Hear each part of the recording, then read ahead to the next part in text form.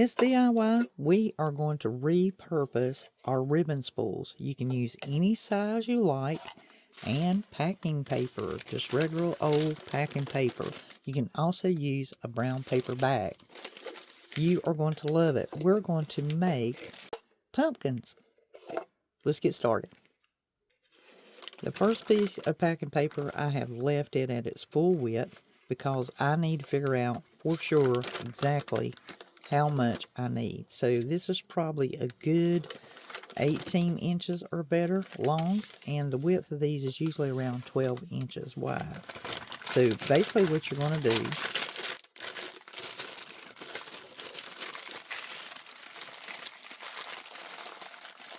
it is noisy, you're going to roll up your paper, and then you're just going to twist it and twist. And these twists are going to make this rustic style twisted, almost look like the palm tree leaves type of pumpkin. And you're just going to put your piece on there. You can put it in the hole, but chances are you're going to have to glue it. And then you're going to bring it around, and you're going to go to the bottom and do the same. And then you'll keep doing that all the way around. So this first strip that we got it twisted, and it will just give this false looking palm tree, the really rustic looking palm tree pumpkins. And I'm going to start right here and just put down a spot of glue and get mine started. And you may need your silicone fingertips, and you don't want to do this too tight. You want to leave some looseness in it because you're going to be leaving your spool intact, and then you're going to glue it there, and you'll probably have to cut it, and you'll continue doing that. So once that's settled down and you've got it twisted, and you want to make your twist, you know, to where it looks correct. It just looks really good like that.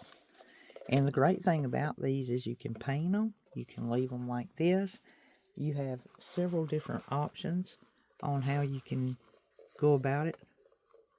It's really a personal preference. I like this color, brown, and I may leave mine brown, or might do more than one and paint it up.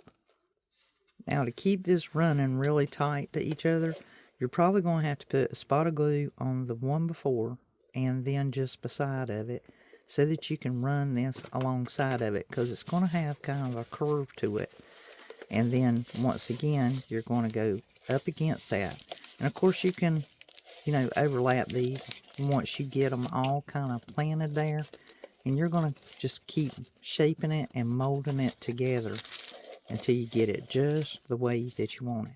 And make sure you cut it before you glue it, because that pressure is going to push that loose from your ribbon spool there. So once again, just kind of put some glue against the other one, a little spot next to it, put it down, and then that way let it glue to each other, and just keep working. If you have your lazy Susan like this one, that comes in really, really handy. Okay, so I wanted to show you, I've put 4 strips on there, and you see these hollow spots in between. Do not worry about them. Just keep continuing on. We're going to fill those in with more twists, and it will puff it out too, so it'll look great. Just bear with it and just enjoy the process. Keep going, putting your pieces on and continue around, and just know there is going to be a bit of space there. So here again, I'm just putting a little here. I put some against the one next to it, and that way I get my piece there and I can hold it in place. I go ahead and bring my twist to paper back to the other side, and I give that a moment over there and just set it down so that it can be cooling off while I work on this one. I cut it off. I put me some next to it, some at where I'm going to place it, and then put it into place and just hold it there and give it a chance to dry.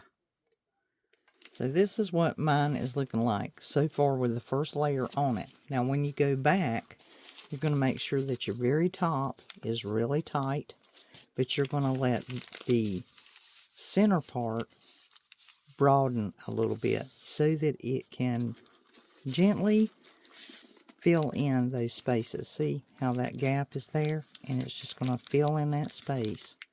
And so once again, when you get over here to the bottom, you're going to make it really tight and press it down flat and then paste it into that next level. So tight at the top. Make sure you put you a little bit down there so that when it presses down, it catches it. So we're just going to mash that in there and hold to it, and then allow this to be broad so it fills in that blank, and bring it about. And then when you get over here, make sure you've got it pressed really good and flat, and then you're going to glue it in that center as close as you can get, because it might get really thick there by the time all of them are in there. And you can cut those at an angle if you want to, and that will help adjust the thickness that is going to pile up here. But hopefully it won't be too bad as you put them in there and fill in your spaces. I've finished both of the pumpkins, and they look like the rattan. They are just gorgeous. I have used the corn cob end that where it comes off the stalk. I saved those whenever I shucked my corn cobs. There you go, that's a great stem. And this one's actually kind of curved over. I trimmed off the black tip part, and it'll look excellent whenever we go to decorate these. That is mine complete. They look fantastic. And what I did on the bottom here is I just cut a circle and glued to the bottom. And the way I did that is I just set them down, press down on it, and whichever side set the most level, or maybe just didn't look as well suited, was the end that I glued a round piece of paper on the bottom, just to make sure everything stayed intact, and if it's moved around or shifted and scooted and things like that, that none of my papers come undone. We have made rattan pumpkins, and they are lovely and perfect, and we're going to decorate them next.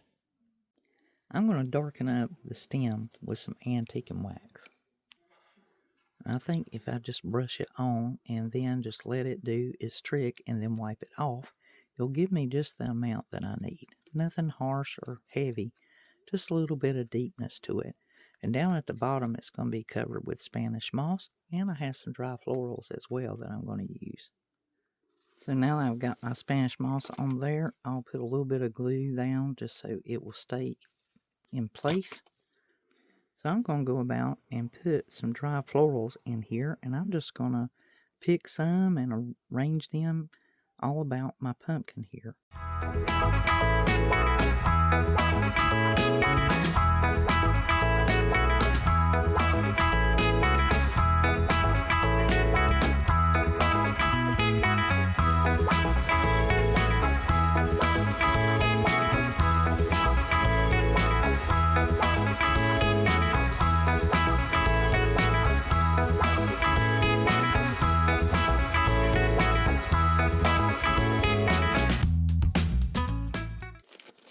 So I've gotten 3 different raffias here. I have my orange, and based on the price of this, I probably obtained this at somewhere like Joann's or out of the bargain bin, maybe even Dollar General.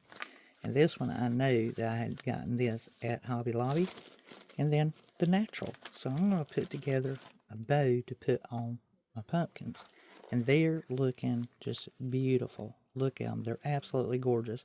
But to kind of cover this bare spot is the only reason why I'm putting some raffia on there. The natural alone is just too bland, so it needs some color to it. So I'm going to pull out just a little bit of natural. And if you do that gently, you can truly wind your raffia right back up without having a mess, and you can keep it corralled. And so that should be plenty enough to be sufficient for this. And if I need more, then I can pull out some more. And then I'll do my green, and I'll do some orange.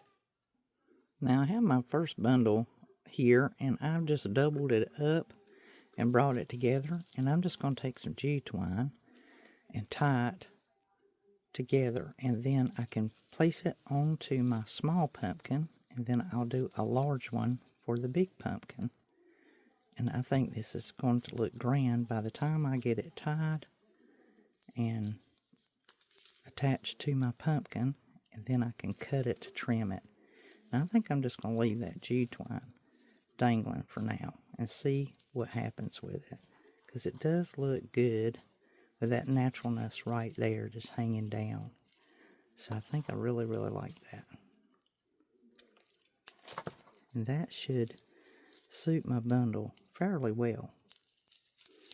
Then I can spread this out and really get it bushied out once I get it into place.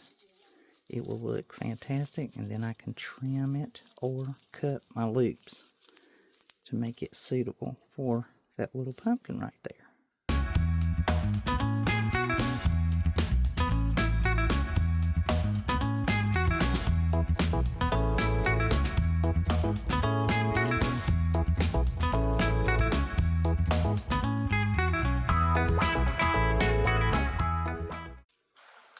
That one's just looking awesome, and I've got the next bundle for my large pumpkin going here.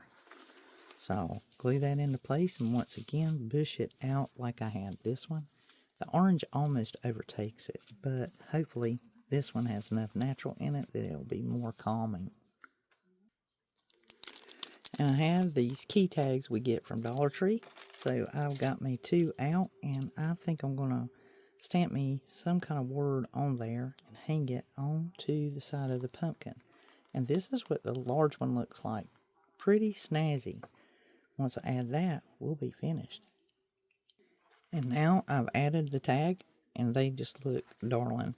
And the fall is what I put on there, and I left it marked up from the ink so that it looks really rustic. So we have made our per se rattan pumpkins out of repurposing packaging paper, and we've added dry florals along with one of our tags, and they're just lovely, absolutely lovely.